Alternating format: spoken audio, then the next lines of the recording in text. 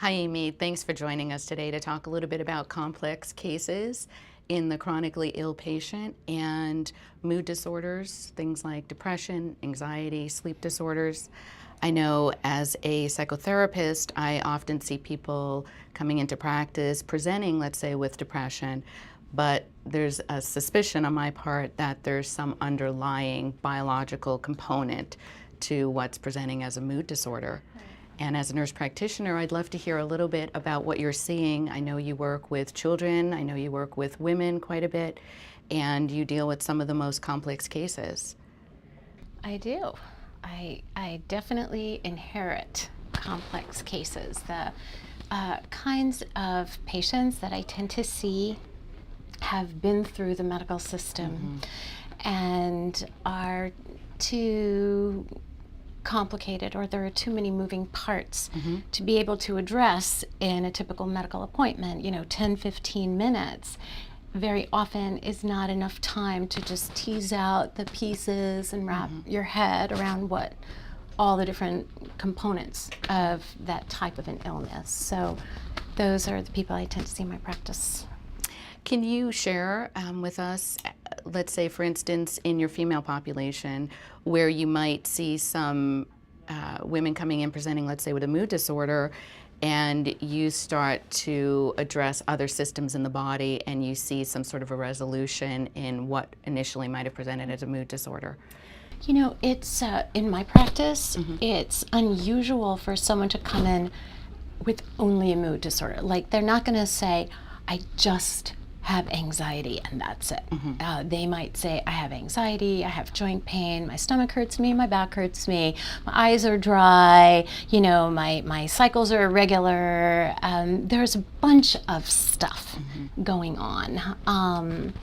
So that is much more common. And that might be one of the definite distinctions between the people that go to you and they just say, I'm feeling really depressed, where to me, I don't feel good and I'm having panic attacks, type of a thing. And so with a case that you've worked on, let's say where there might have been a food allergy issue or some other viral or bacterial issue, have you seen, as that's resolved, a real shift in, let's say, sleep patterns and mood patterns? Absolutely. Absolutely. Sleep disruption or anxiety can certainly be chemical imbalance, the types of things that you would deal with in your practice. But people who have some type of other inflammatory illness going on, very often that can manifest as a sleep disruption or certainly anxiety, even if it's just a major dietary imbalance, because some foods tend to be more inflammatory, some foods tend to be more stimulating, and then there's a whole other group of foods, the more alkalinizing foods, that tend to kind of dampen down inflammation, they heal inflammation, and they help that kind of rest and digest part of our nervous system to kind of heal from all this output and dealing with life. So sometimes working with a person's anxiety could be as simple as reorganizing how they choose foods. Our standard American diet practice is a very inflammatory kind of way of eating. It disrupts blood sugar, which can certainly, those ups and downs can totally cause depression, anxiety, or sleep problems. People can wake up in the middle of the night just because their blood sugar bottoms out, right? Or they can wake up in a panic in the morning, right? Or it could be if they have a digestive issue.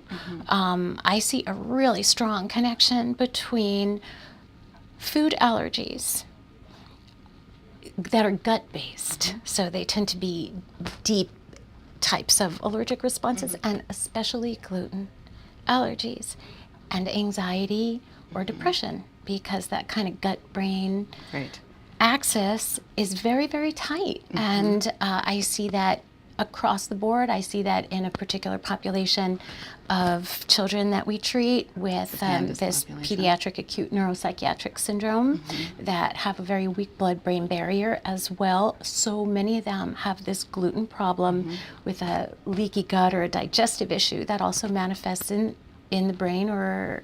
Exactly, as an inflammatory cascade of sorts.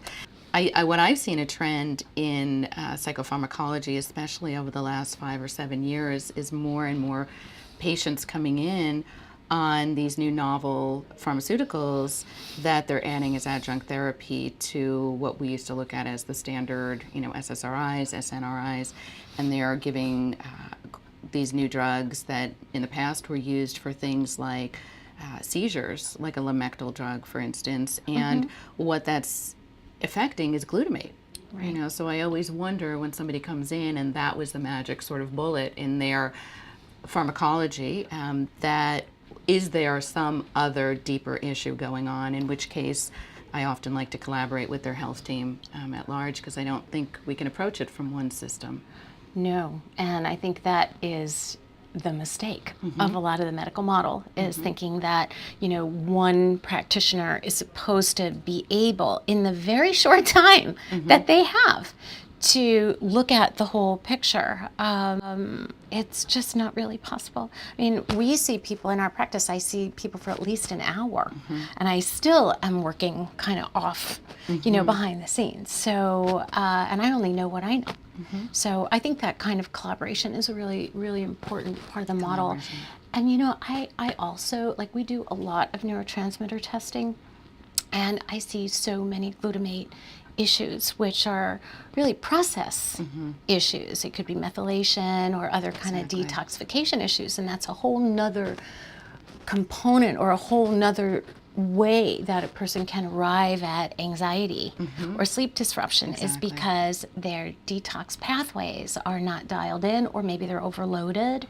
Could be from exposures. It could be that the food they're consuming doesn't give them all the nutrients they need to kind of run that system, or could be genetic.